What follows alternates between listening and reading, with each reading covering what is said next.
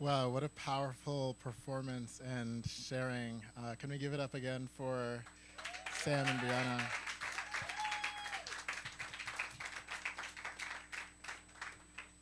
So, in the mid 20th century, music labels began promoting cover songs as a way to make artists more marketable.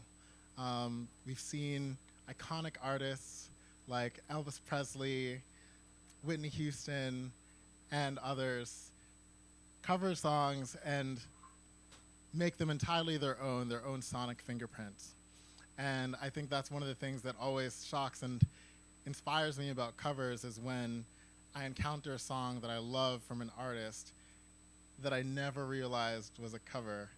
And so to answer Akpanaluo's question from the beginning as to like my favorite cover song, I was absolutely floored when I learned that Hurt by Johnny Cash was originally a Nine Inch Nails cover. I had to kind of stop and rethink my life at that point in time. So the artists that we're about to hear from are just such dynamic artists who span a variety of different genres and song forms and poetic iterations ranging from classical music, art song, R&B, funk, Irish song, Shakespearean sonnets, and more. So the next two covers that we'll hear from will be from Elisa Winter and from Dakota Jones, and we're in for a really big treat. So without further ado, could we give it up for Elisa Winter?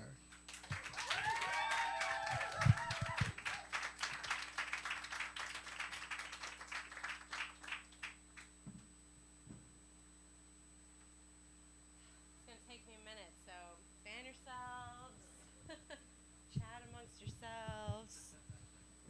Cello's everyone's favorite, but just kind of a bitch. Okay, let's see.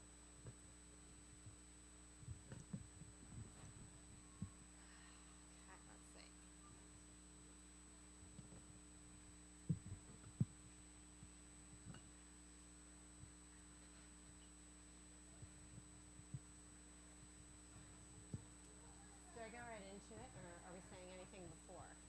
Right in? Sweet. I can't. Last time there was like a 5 minute or like a question before.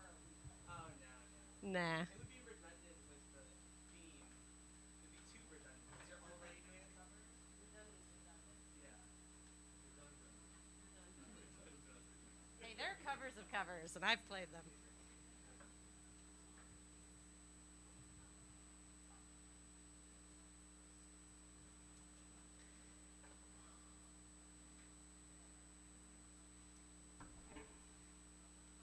Whew. Okay. It's not the salon, it's the sauna. But that's rock and roll. I think it suits. Let's sweat a little.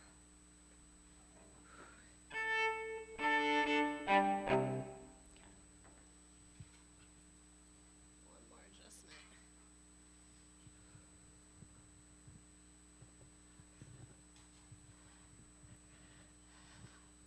I will be playing Beethoven's Fifth Sonata.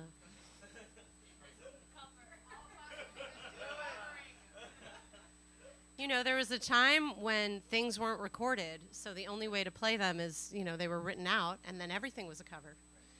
I don't know if any of you guys know Beck's Song Reader. Beck released an entire album that he didn't record, and it's beautiful sheet music, and he just had other artists play it, and it was so beautiful.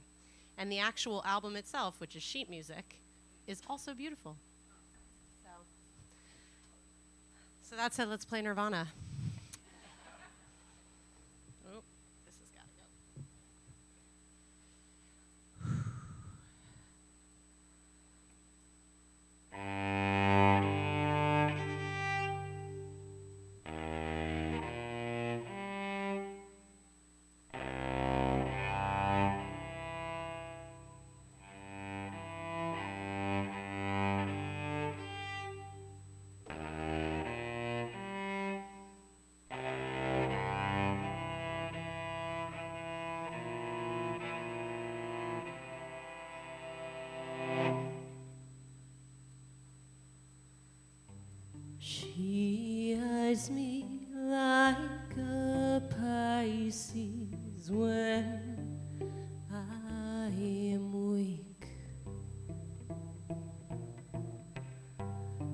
I've been locked inside your heart-shaped box for weeks. I've been drawn into your magnetar pit trap. I wish I could eat your cancer when you turn black. Hey, wait, I have a new complaint. Forever in debt to your priceless advice. Hey, wait, I have a new complaint. Forever in debt to your priceless advice. Hey, wait, I have a new complaint. Forever in debt to your priceless advice.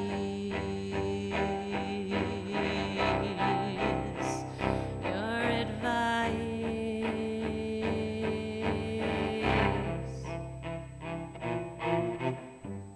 Meat-eating orchids forgive no one just yet. Cut myself on angel hair and baby's breath. Broken hymen of your highness, I left black. Throw down your umbilical noose so I can climb right back. Hey, wait, I have a new complaint. Forever in debt to your priceless advice. Hey, wait, I have a new complaint. Forever in debt to your priceless advice. Hey, wait, I have a new complaint. Forever in debt to your priceless advice.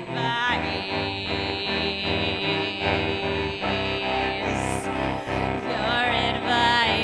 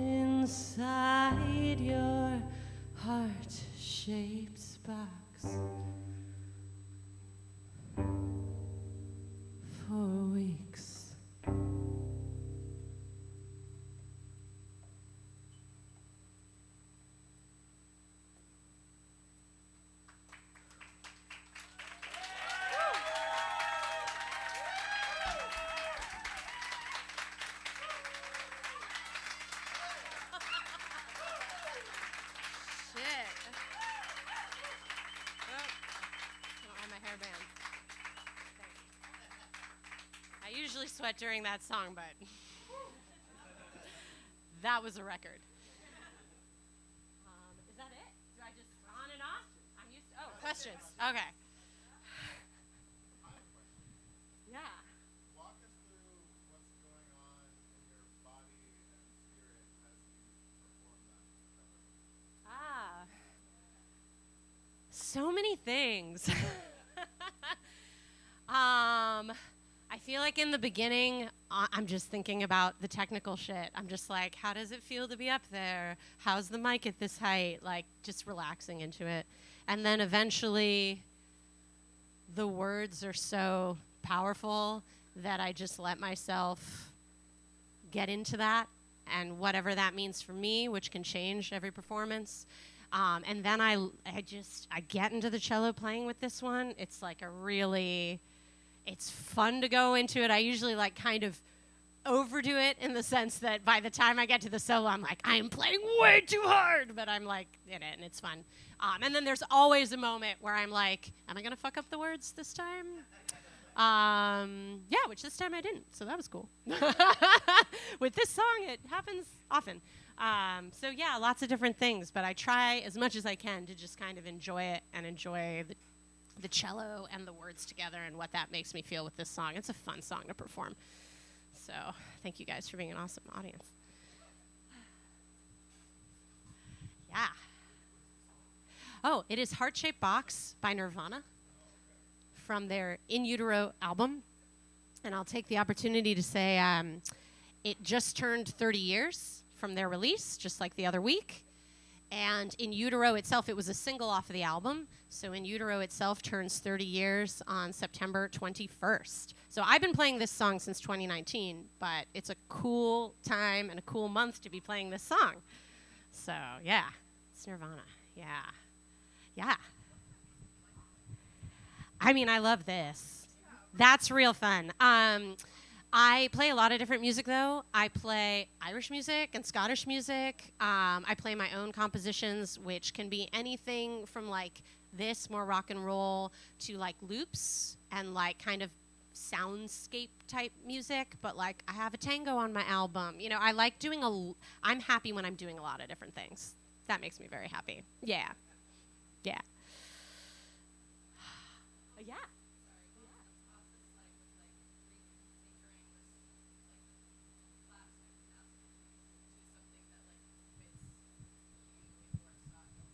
Thank you for asking this question.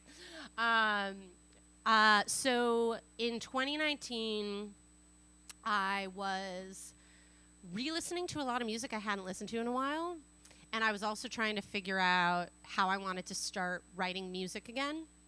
And Nirvana was a band that I hadn't listened to in a while, and you know when, like, it's been a while and you listen to stuff that you used to love, but it's actually been years. It's kind of the best feeling ever because it feels new, but it's not new. It's like really comforting, and that's how I felt kind of rediscovering Nirvana for myself as an adult, basically.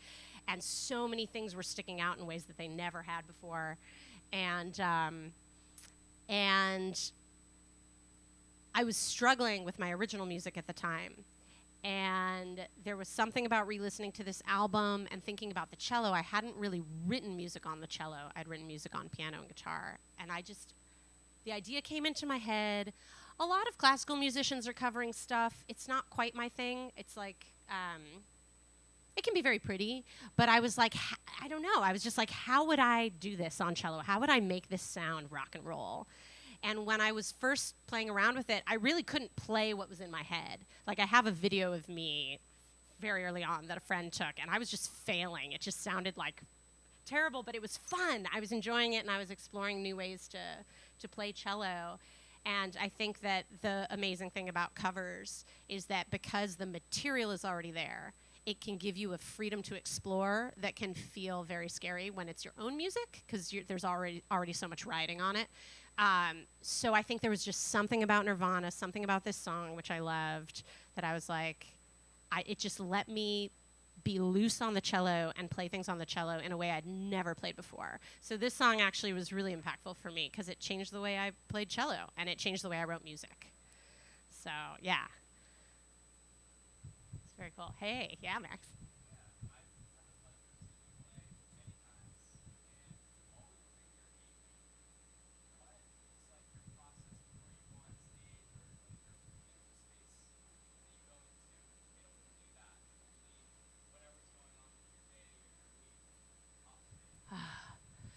Well, in general, music just does that for me, and that's why I love doing it. Is because music focuses me kind of automatically. It's very easy for me to leave things behind.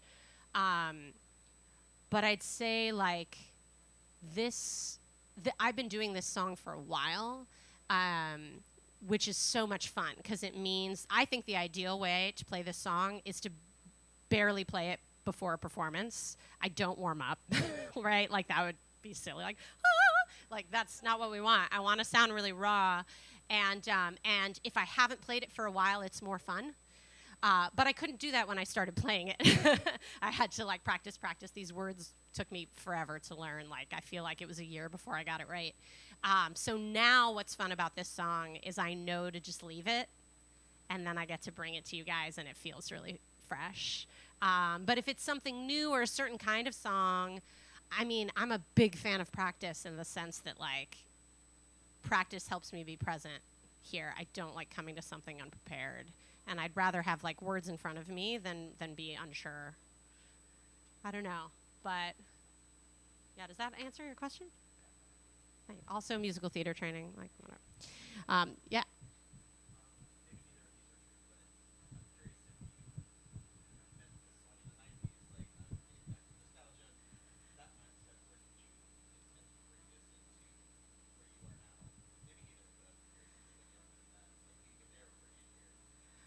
Wait. Oh. I mean, now, because where I was in the 90s wouldn't have been this. Yeah. Yeah. Well, it's funny because I wasn't really thinking about the 90s in terms of this song, but I would say that a lot of the things that I brought into my album were kind of 90s. So, like, you know, that was like my growing up, coming of age. So I think it just naturally is going to be there. Yeah. But I think that when I was like doing it, I wasn't thinking like, oh, 90s or whatever. I was thinking just like, how can I make weird shit on the cello? Yeah. Yeah. Oh.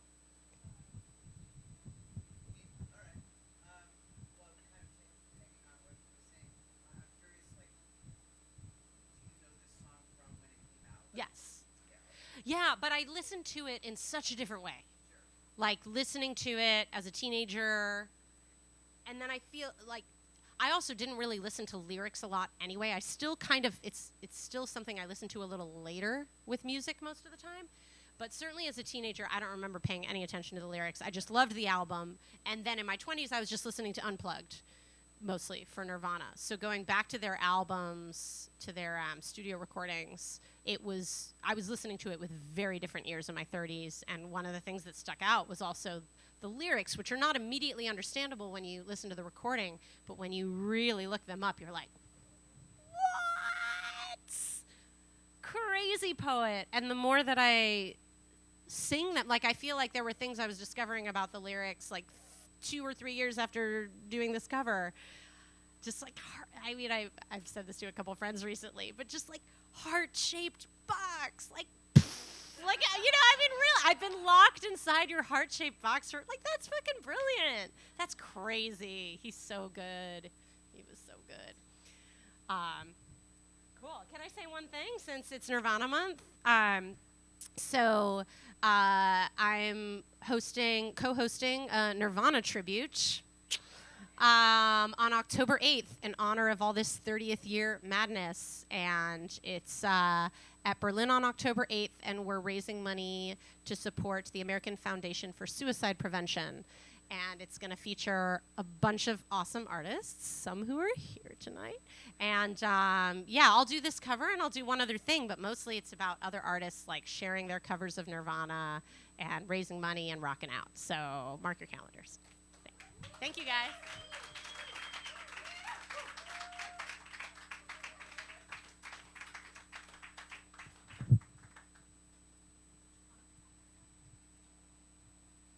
How about one more round of applause for Elisa?